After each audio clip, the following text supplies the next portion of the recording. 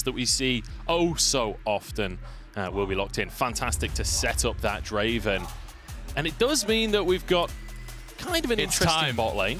Udapon put the work on. So wouldn't be too surprised to see Gemini looking around that. Nice little hook and some damage, but as I was saying, you're not going to find much around that. Gemini with flash forward. Flash, Arya could be stunned. One more auto, but they can't quite get in range. And Arya flashed on by Gemini, but he doesn't finish the kill. He's not tanking though, he gets it. No! Just on the edge of range. Gemini was... If fight were to break out, Shun did hit level 6, so can get involved with that global ult.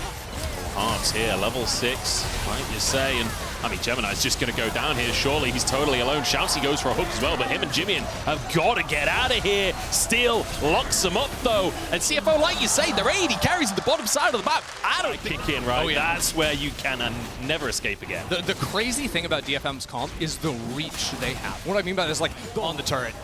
Already begun. Jimmy has the Dusk Blade, trying to use that movement speed, but look at this! That's the reach you were talking about! The long arm of the law coming through. Jimmy actually gets a kill, and he's got a stopwatch as well. Charm comes through, Gemini flashes out, Jimmy finally falls. The Jace Q poke.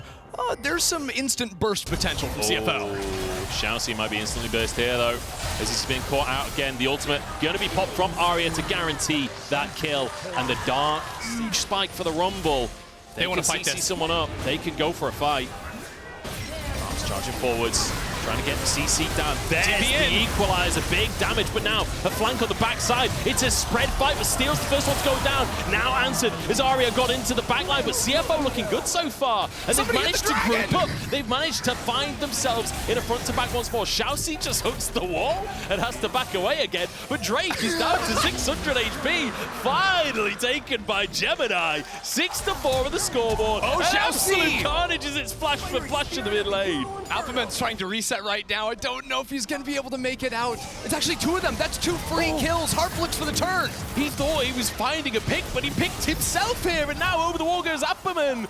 But now reinforcements from Jimmy, and there's one, and it could be another, because Apperman, he's in no man's land. He's in the wrong territory. We've already got Shun with 1 kill on the board, and he wants to make it more as well. Apperman nowhere to go and taken down for his 2nd kill. Those tier 2s, although... Yeah, they're going to get through the tier 1s first. Actually, the first turn of the game taking 17 minutes. On the Muramana there as well from Jimmy, who's just going to finish off that tower in the top side. So I feel tough, but they're looking for the dive. Jimmy in trouble once again. The amount of times this man has been dived this game so far, and once again, it's just not. It's such a great follow-up, but on top of that, I'm keeping my eyes on that dark side. The mid lane tower that was incredibly low after the Herald, but that's surprising because they got that kill on Jimmy, but couldn't actually cash in. Teams are acknowledging that actually a mistake at this point in the game could be extremely costly. Shoutzy looking for a hook there, but won't find Steel. Getting a big push on the bottom side to find a way into this river, but Rest gonna just fall in. Look at this damage coming out from Rest. There's Apperman just trying to flip. What a prediction from Jimmy. The sniper with the shock blast finds that kill and surely opens up for a soul. That's just going to be a soul. Steel has to go for something. Can they push mid? Can they run over to the Baron? They can't get onto Baron fast enough. This Drake just got exploded completely. That is a timing completely, and Steel might be in some trouble if he tries to clear these wards. They found him. That's the jungler as well. Pulled back in. CC chain is there, but the health bar's getting low on the other side as well. Shun has to turn golden here, and they dive on in. Harp the one to make it happen as Apperman charges into the backline as well. Harp goes down as Jimmy's arrived on the scene. It's a double, triple for him as he shreds those health bars. Apperman trying to go old school, but this is absolutely their comfort zone. 100%. I mean, just from how quickly Jimmy just knew they had it. And DFM, they're trying to bunker here outside. Oh my word, the charm lands. That's damage. Everfrost is there. He's got a GA. It's a lot used to find this one pick. Can they commit the kill? Can they finish him off? The answer's yes. Equalizer comes down. Time for an answer. Coming out from CFO, and they've got a CC chain of their own. Gemini charging forwards. It turns into a 1-for-1 here. CFO trying to get onto the tower, but I don't think they really have the range. Yeah, Apperman died on the bot side, so it's actually a 1-for-2. That was just completely off our screen with him falling there. Yeah, it's a plus 900 Gs for Arya, so that might end up being all right, all things considered, for DFM. They're going to have to be able to stop this super minion push. The Baron buff minions, there's 2 cannons here, which are just going to destroy this turret. There's no chance. Yeah. No wave clear with this comp. I would love to see what happened to Apperman in a replay there. I don't know if we'll get chance though, because honestly, CFO looking kind of scary here. Still 10 seconds on the death timers. Looks like they are going to back away. They're not going to try and brute force things just yet. I mean, if the game goes long enough, Senna is literally a 1v9. Arya's not here, you can't fight! What a hook onto Harp there. He has to flash, root it up. He has to use his ultimate as well just to deny any further follow-up, but that's not ideal. Harp now without his ultimate, without his flash, doesn't offer a lot to a fight. Hey, Rest used the ulti too, though, so I think this trade of ult might actually favor DFM a little bit. Problem is, they have no mid-prio, and they just sent 2 of their teleports into that bot lane. They need to start up this Drake, and they need to force the fight. There's going to be supers running into their base. I thought Jimmy was just going to run up mid there and try and end the game. Harp taking some chunks here. Rest on the front line. Ult still on cooldown for him, but 7K. There's still some pretty good damage going down. 7K on the Drake is still looking for the engage, but decides to get it in the end. Stopwatch out from Rest as now Gemini charges into the fray. Rest gets back to the rest of his team, but now everyone diving on in Steel. He's gone too deep though, and Gemini keeping the rest of his team at bay. Steel is down. That's the smite out of the picture, and CFO surely finish off the Elder. It's a double kill coming through for Shun, and he'll turn it into 3. No, Rest denies it, but it will not matter. That is our potentially final score. Could see a couple more kills coming through at the end here, but a fantastic start to the tournament for CFO, showing what the PCS second seed is capable of, showing us why they went to 5 games in their finals, finishing off DFM here in game number 1, and luckily for us, we pass him. That is insane burst damage, and Arya is taking it all into his own hands there with the Akali coming in last. This is like a time machine comp back to 2018. The early games back in PCS that... yes, talk about the chill pace. The second I say that, Shousey charges in. It's going to be the target onto Harp, and his first blood instantly. He's just deleted. We're going in. Unipod, what a route though! What a turnaround from Unipod back into AD carry. And Harp went on that walkabout inside the enemy jungle. You know that's something they can continue to look for whenever they have the shove. For the time being, Gemini could just pop his ult here to try and brute force and engage as Harp sidesteps the hook. But ultimately, it's a Drake take, and Gemini will walk away. Bit of damage onto these sideline towers, but realistically, not that much gain from the side of DFM. I don't hate this, though. CFO were trying to set up a little answer to the play, and they catch Steel. They read him like a book. Steel is gone. It's another kill for Shun. I love the blast cone play, the creativity there from CFO. CFO are so active. It's a really good look from them, matching everything. And that's after I thought it was a nice response from DFM. The fight was really tough because they didn't have vision, so Appaman will get a turret plate topside. They'll burn the TP on Rest, and Unipon has the full push bot. They're looking for the fight. Shousey rooted up, has that mana shield, gets the knock-up onto Unipon, and Shun's untouched so far. That's the Feather Storm down. Surely Shun can finish the kill onto Unipon here. The flash for the feathers, but he doesn't find the route. And now Shun with prio through mid lane into the Dragon. It was very nice. Hook through onto Steel, and he's just gone. He's just they're going to be able to get this Drake, certainly. You'd imagine.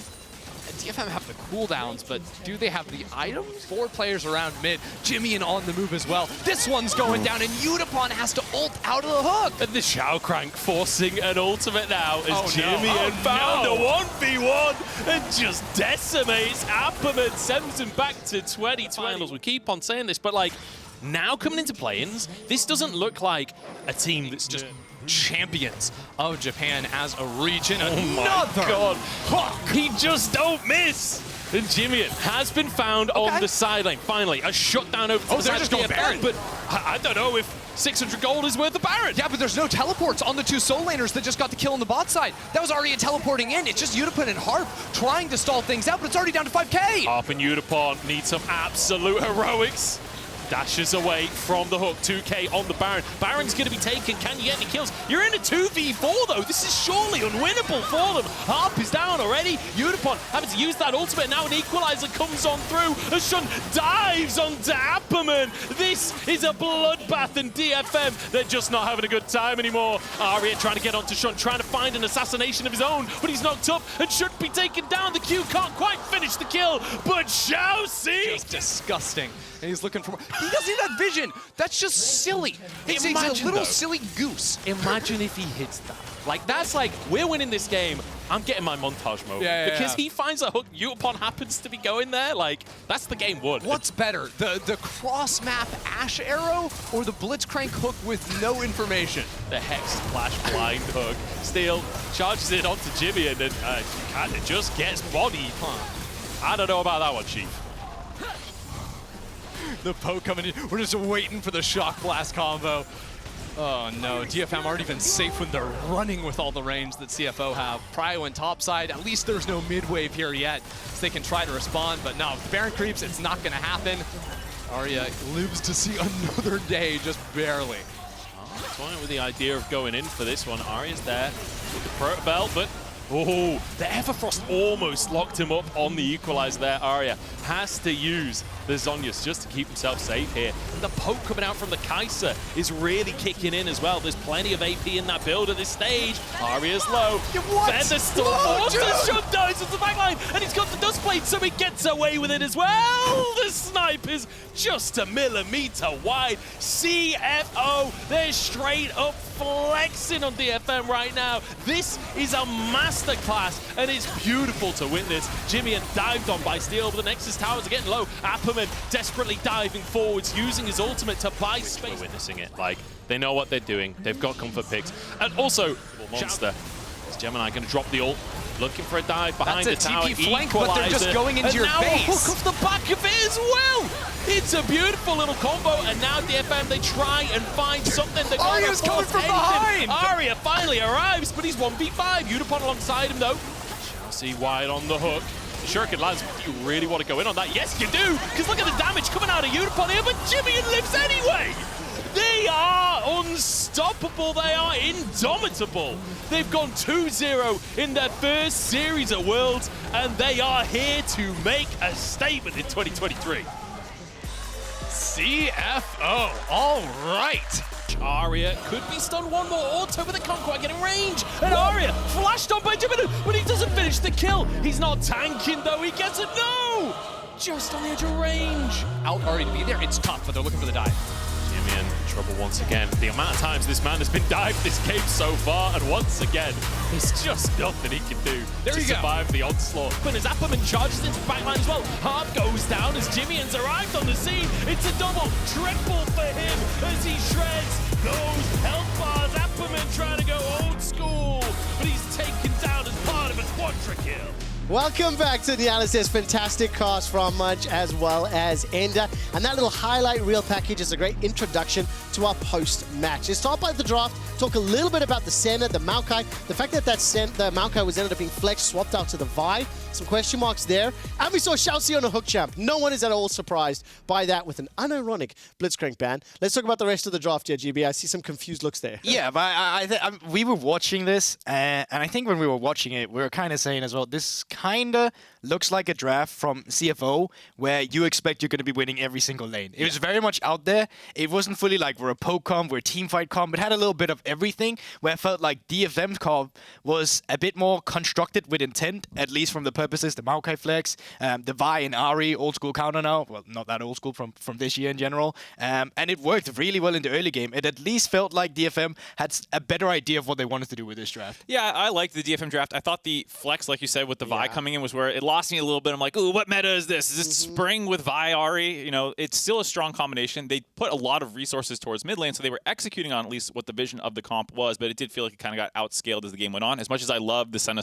coming into the bot lane, the supporting the Maokai to get more farm on that champion, I thought it was a cool idea, just didn't quite pay off. Well, Mark, you talked about grouping up and putting some support there into that mid lane for Arya. Let's take a look at some of the clips, some of the roles there, and start by, again, it felt at times as though DFM were just camping mid. Almost the entire team was around. I really think the DFM early game was superb and way better than I had expected. The 4 members just grouping up together again and again. By minute 10, they were pretty much all part of the kills that they had gotten, and they were out-rotating CFF throughout all of it, getting Heralds here, making sure that Jamian couldn't play the game. He does outplay this with the Dustblade proc, but this does still go to show how much emphasis they're putting on this mid lane and willingness there to really sacrifice that bot lane prio and make it a mid lane prio instead. Yeah, I thought it was really cool to see the attention that they had towards the mid lane, getting Arya ahead on one of his best champions, but then it did feel like they were sacrificing a lot to get there. They were big CS leads both on the top lane Rumble as well as Draven, and then eventually they were able to find kills at, I think it was the second or third dragon fight, and to be fair, they were stacking dragons well for CFO that whole time. Yeah. So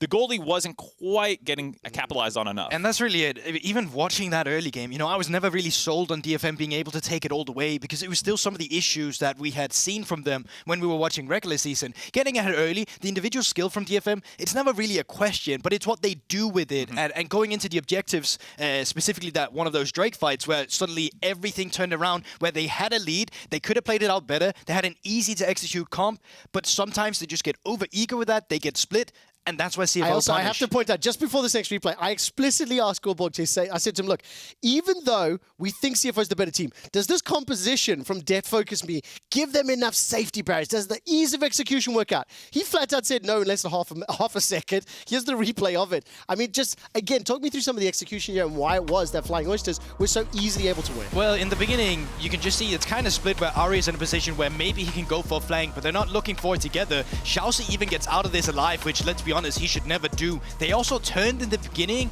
on Gemini on the Sejuani, which they couldn't blow up. And then when the TP finally, or the Aatrox finally joins the battle as well, it's so split. You have two people on the top of a river. You have Harp still leashing the Drake for some reason. He's not a jungle Maokai. It's still a support with no smite. And they just stick around. And even after this replay, they still stick around on the top side. They still get 2 more kills over. And yeah, some of the objective setup, some of the way they played out, it's just been, yeah, the bane of some of DFM's existence.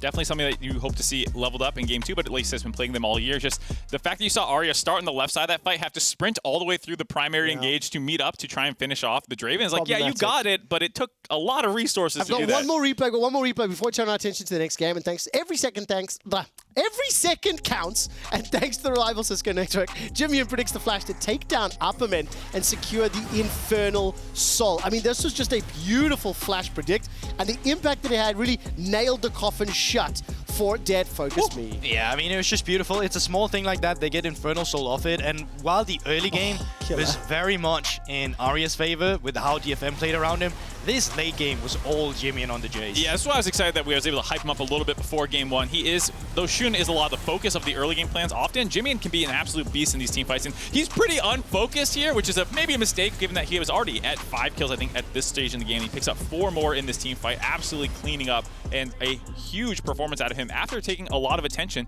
in the early game. You can see how much 4% and team proximity that both these guys had. It was very much the focus of the early game plan, and he weathered that storm quite well from Arya. Yeah, absolutely. You take a look at the damage per minute, it's still Jiminian who tops it, despite the damage coming out from Arya percentage-wise, despite the forward that Arya had in the laning.